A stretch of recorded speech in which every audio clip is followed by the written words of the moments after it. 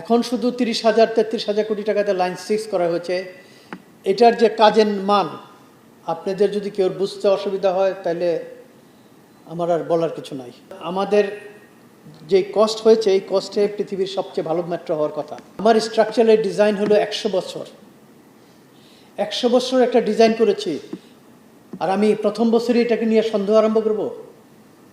এটা তো কেউ সন্দেহ করার কথা না।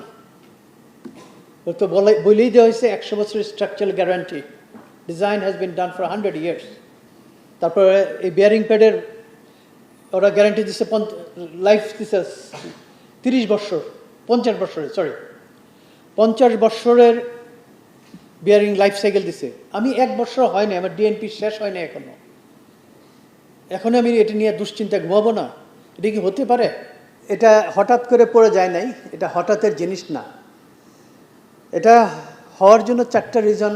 কোনোটাই, যেহেতু একটা ইন্ডিপেন্ডেন্ট ইনভেস্টিগেশন চলতেছে, ওইটার আগে আমি কোনো জাজমেন্টাল হতে চাই না। বাট প্রবাবিলিটি হলো ডিজাইন ফল্ট হতে পারে, কনস্ট্রাক্টিবিলিটি হতে পারে, যেই জিনিসের উপরে বসাইতে বলছে, যেই জিনিস দিচ্ছে এটা হতে পারে, অথবা ওয়ার্কম্যানশিপও হতে পারে।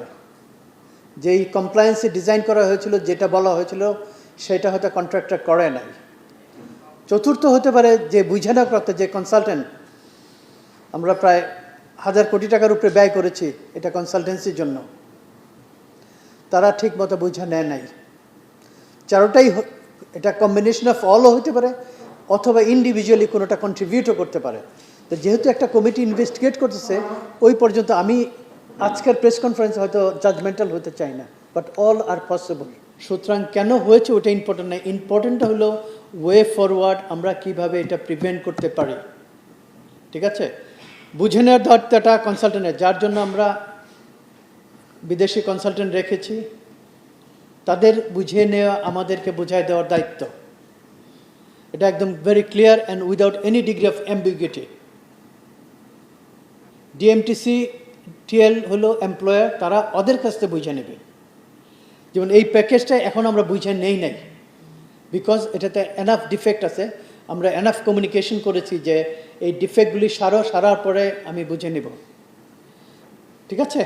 তো এটার ব্যাপারে আমরা সবাই যাতে একমত থাকি যে এটা ইন্ডিভিজুয়ালি কেউ নেওয়ার কিছু না। আমার প্রসেসটা হলো কন্ট্রাক্টর কনসালটেন্ট ডিজাইন করবে, কন্ট্রাক্টর ওই ডিজাইন কমপ্লায়েন্স করে কনস্ট্রাকশন করবে, কনস্ট্রাকশন করার পরে কনসালটেন্টের কাজ হলো কাজটা বুঝে নেওয়ার পরে ডিএমটিসিএল মানে এমপ্লয়ারকে বুঝায় দেওয়া। ঠিক আছে? তো এই কাজগুলিতে কিছু তাড়াহুড়া হয়েছে, তখন কেন হয়েছে ওটার উত্তর আমি দিতে পারবো না। তাদের দায়িত্ব আনার ব্যাপারে আমি এখন এই সপ্তাহ পর্যন্ত আমি কিছু বলতে পারবো না। Government is working, because independent চলতেছে ইনভেস্টিগেশন, কারা দায়ী। তো কন্ট্রাক্ট প্রভিশনে yes, there is a provision that we should bring them into the justice, যারা আগে কাজ বুঝে নিছে।